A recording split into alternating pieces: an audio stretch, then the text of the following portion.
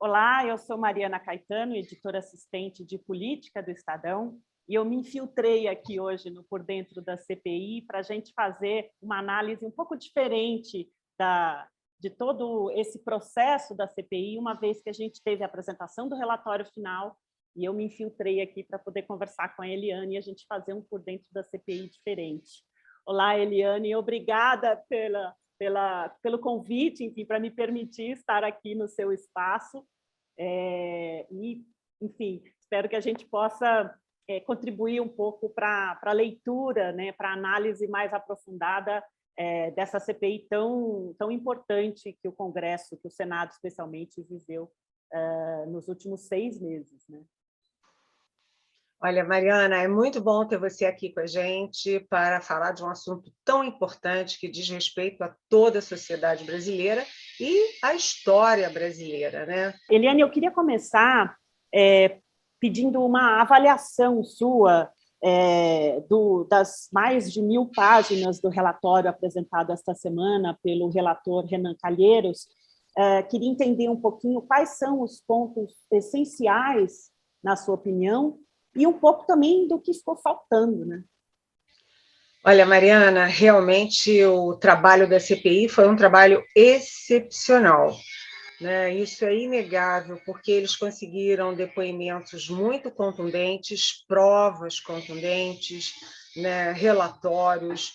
Foi um trabalho muito bem feito e o relatório final, na minha opinião, ficou muito adequado, porque é uma narrativa total, completa de como o governo brasileiro agiu erradamente, equivocadamente durante essa pandemia. E não apenas o governo, mas também setores da sociedade e, no fim, há até referências às tentativas grosseiras de corrupção no processo de compra de vacinas. Então, foi um relatório bastante complexo e bastante completo.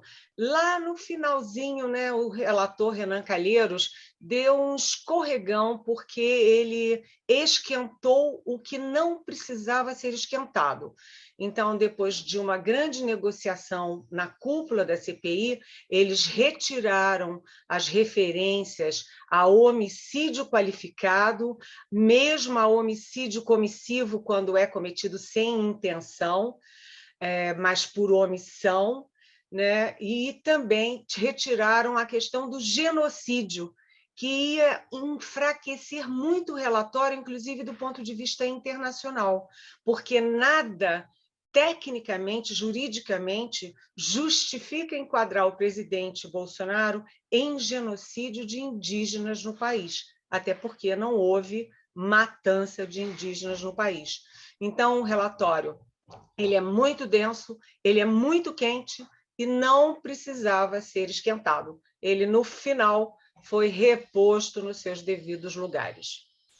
Agora, já se fala, Eliane, na revisão da lista de indiciados, né? Quer dizer, o relatório ele propôs o indiciamento de 66 pessoas, incluindo aí, obviamente, o presidente e os seus 3 filhos que atuam na política, além de 2 empresas. Mas já se fala muito na ausência de alguns nomes, e aí eu queria te ouvir sobre isso. De fato, era necessário ter outros indiciamentos, além dos que já foram incluídos? É possível que sejam incluídos até a votação na terça-feira que vem? Com certeza, Mariana. Isso já é também um novo consenso na cúpula da CPI. Esses 66 nomes, né, começando pelo presidente Jair Bolsonaro e, como você disse, os 3 filhos políticos do presidente, eles incluem também ex-ministros, né, como o general Eduardo Pazuello, e atuais ministros, como Marcelo Queiroga, o atual ministro da Saúde. Mas ficaram de fora agentes importantíssimos desse processo todo. Então, no próprio dia em que teve a leitura do parecer do senador Renan Calheiros, a cúpula da CPI se reuniu e o senador Randolph Rodrigues, que é o vice-presidente, me passou a relação de mais 7 nomes que são passíveis aí de pedido de indiciamento. Vou começar pelo reverendo Hamilton Gomes da Silva, aquele que faz benemerência em Miami, não é? E ele o pedido de enquadramento dele é peculiar, que é por estelionato, porque ele estava vendendo para o governo brasileiro vacinas da Davat, que é uma empresa que não vende vacinas e que muito menos tinha acesso às vacinas da AstraZeneca.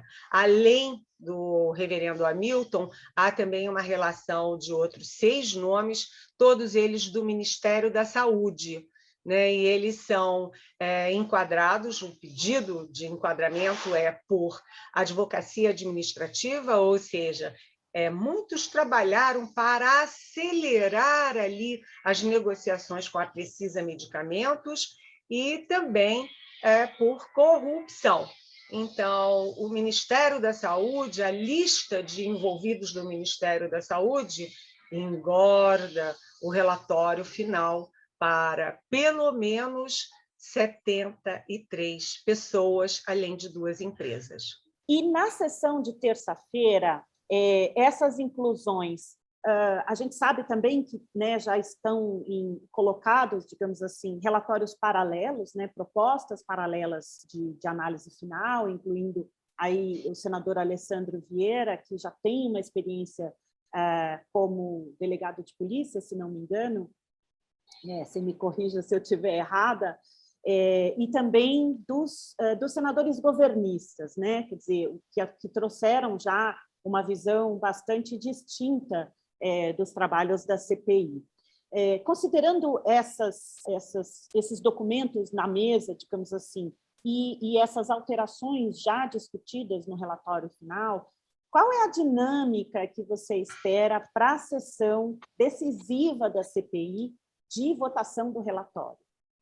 Olha, o senador Alessandro Vieira, ele é efetivamente, sim, delegado de carreira, e ele é do Cidadania de Sergipe, e ele vem cumprindo um papel muito importante na CPI, porque ele conhece a técnica de interrogatório, ele conhece a técnica de investigação, ele foi muito útil, e ele tinha me dito que ia fazer esse relatório paralelo, mas a última versão é de que ele conseguiu negociar o que ele gostaria no relatório dele para incluir dentro do relatório do senador Renan Calheiros e que ele estaria abdicando desse relatório paralelo. Ou seja, a CPI, nessa reta final, ela buscou unidade, consenso e unidade, e o senador Alessandro Vieira está contribuindo com isso. Agora, evidentemente, os governistas vão apresentar um relatório paralelo, e há muita curiosidade sobre como é que eles vão poder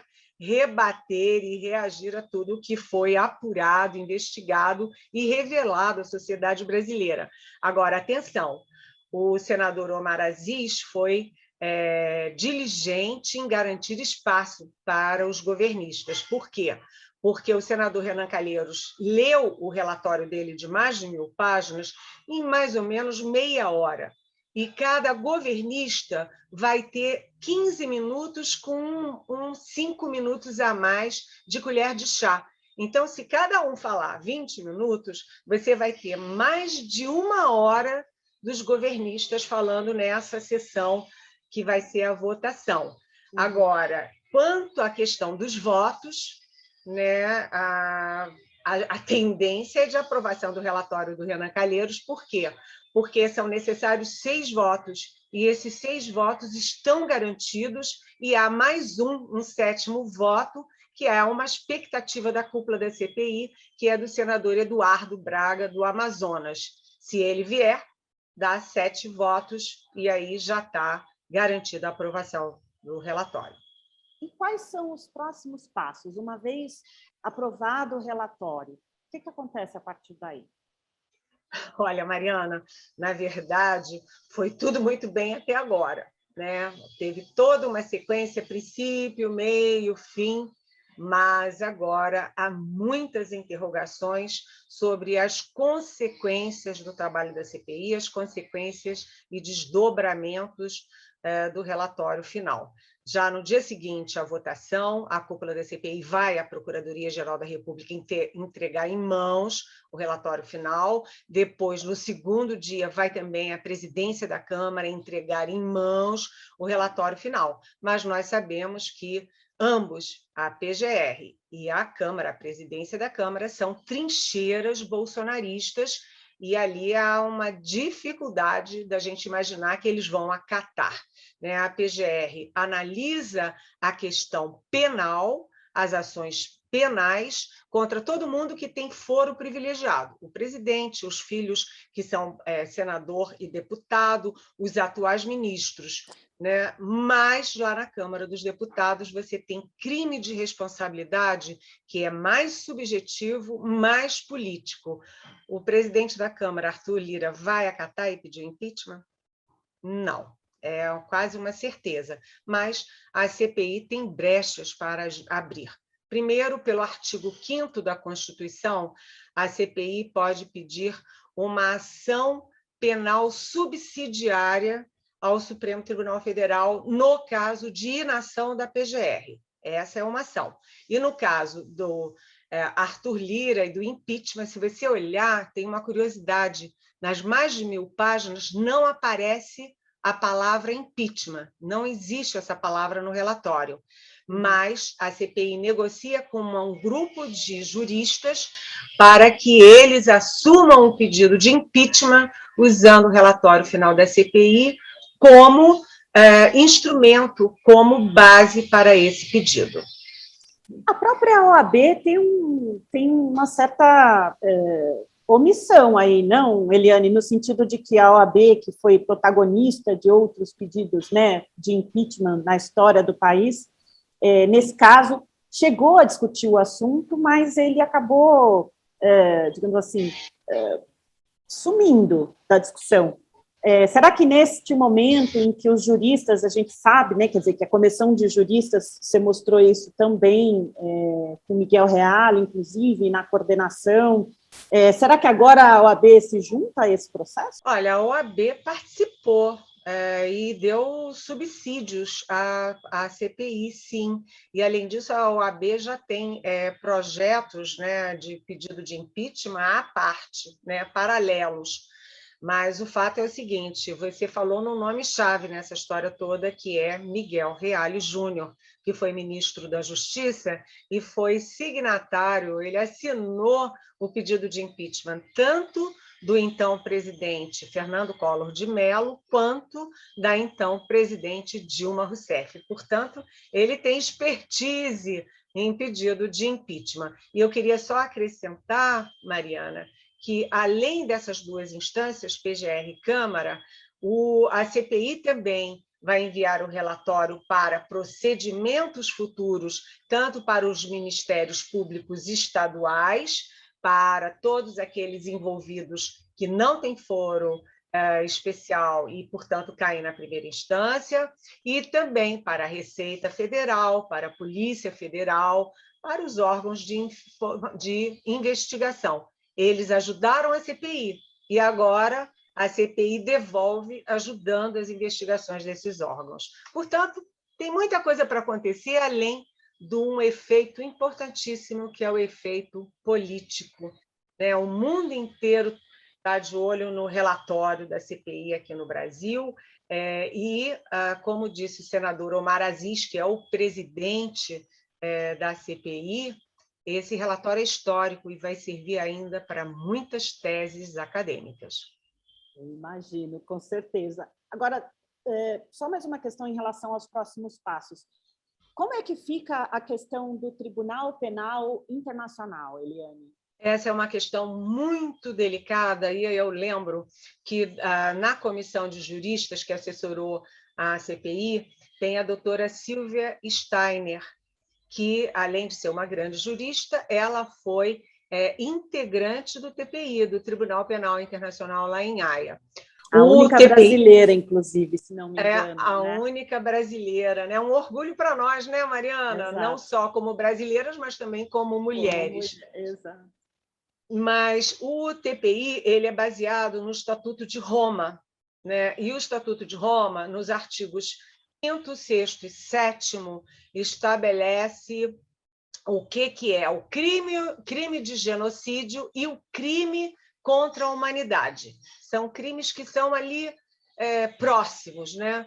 E como a CPI tirou a imputação de crime por genocídio de indígenas do presidente Bolsonaro, mas manteve o crime contra a humanidade, isso em algum momento vai parar no TPI. Mas atenção, o Tribunal Penal Internacional ele só age quando a justiça e o sistema nacional, o sistema de cada país, não agem, nem a justiça, nem o sistema dos países. Então, o TPI também é de futuro incerto em relação ao relatório da CPI. Eliane, dentro do relatório, a comissão está propondo, o relator está propondo uma série de propostas legislativas, né? Que algumas delas, inclusive, já tramitam em diferentes, tanto na Câmara quanto no Senado, e em diferentes fases de tramitação. Uma em especial levantou bastante polêmica, até porque o presidente da Câmara, Arthur Lira, tem mais de 100 pedidos de impeachment ali já indefinidos, quer dizer, sem dar andamento, sem arquivar, nem colocar para tramitar. Nesse sentido, uma das propostas da CPI é criar um mecanismo, enfim, reduzir o prazo, ou melhor, dar um prazo limite para que a presidência da Câmara se manifeste em relação aos pedidos de impeachment. Essa também é um debate antigo, né? Será que agora o Congresso está maduro, não vou dizer exatamente para o impeachment, mas está maduro para trabalhar em cima dessas regras? Olha, sinceramente, não acho. Eu acho que se você olhar toda a ação do presidente da Câmara, Arthur Lira, essa ação dele é voltada em duas direções. Uma, fazer tudo que seu mestre mandar, ou seja, acatar e trabalhar e operar a favor da vontade do presidente Jair Bolsonaro. E dois, trabalhar e operar a favor dos interesses corporativos da Câmara dos Deputados. Você vê aí, né, o Código Eleitoral, que é tirando o poder da Justiça Eleitoral sobre as campanhas. Você vê também agora essa PEC do Ministério Público, também reduzindo o poder dos procuradores e promotores sobre o Conselho Nacional do Ministério Público. Então, simplesmente, eu não espero muita coisa da Câmara, não. Ainda bem que o Senado tem servido como anteparo a essa audácia da Câmara. Eliane, para encerrar, afinal de contas, estamos aí às vésperas dessa votação tão esperada, e você, enfim, já acompanhou várias CPIs ao longo da sua carreira. Ao mesmo tempo, a gente tem uma situação em que o país acompanhou junto, né, essa CPI, porque era uma dor coletiva, né? Todos vivemos a pandemia de alguma forma. Qual é a sua avaliação, considerando aí as outras CPIs que você já cobriu? Quer dizer, o que essa CPI teve de diferente em relação a todas as outras que a gente já acompanhou na República, e qual é a marca que ela te deixa pensando em quem está acompanhando esse processo tão de perto como você? Mariana, eu posso falar com segurança, com muita certeza, que essa foi a CPI mais importante da história recente do país. Ela foi super importante, primeiro porque ela não começou visando a corrupção. Todas as demais tinham como objetivo apurar denúncias de corrupção. Esta não. Esta começou para apurar os erros de ação e de omissão do governo Jair Bolsonaro durante uma pandemia que estava matando aos milhares, né? E que chegou agora, como você lembrou, a 604 mil mortos. O curioso é que a CPI começou assim, mas acabou assim, mirou no que viu e acertou no que não viu, porque, além de tudo, né, o presidente Jair Bolsonaro trabalhando contra as máscaras, contra o isolamento, contra as vacinas, a favor da cloroquina, que não é apoiada, não é autorizada em lugar nenhum do mundo, muito menos pela Organização Mundial de Saúde. Além de tudo isso, você teve um crime grave, que é o de usar pessoas, usar cidadãos e cidadãs para fazer experimentos. Isso aconteceu claramente em Manaus, aconteceu claramente com a Prevent Sênior. Então, a CPI não esperava chegar a tanto, chegou, e, além de tudo, acabou também chegando num mundo de corrupção, porque cá para nós, as histórias da Precisa Medicamento, as histórias da Davat, vendendo vacinas ao preço muito maior do que todas as demais, envolvendo militares, envolvendo funcionários do Ministério da Saúde, envolvendo o líder do governo na Câmara, Ricardo Barros. Sinceramente, isso tudo é de uma enorme gravidade, até porque o governo Bolsonaro, que disse não e desdenhou da vacina Pfizer, da vacina Janssen, né, e inclusive atacou diretamente a Coronavac, que é do nosso Butantan, né, em acordo com a China, apesar de fazer tudo isso contra as vacinas sérias, caiu na esparrela de escancarar as portas do Ministério da Saúde, do governo e dos cofres para vacinas que não tinham autorização ou que não estavam disponíveis. Enfim, eu acho que a CPI da Covid entrou para a história como a CPI mais eficaz. Se o depois é o depois. Aguardemos, né, com grande expectativa. Eliane, muito obrigada por me receber aqui no seu espaço, na sua série, que ajudou todo mundo a compreender a CPI ao longo desses 6 meses. Obrigada pela oportunidade. Olha, muito obrigada por você estar aqui hoje com a gente. E você, ouvinte, é sempre bem-vindo.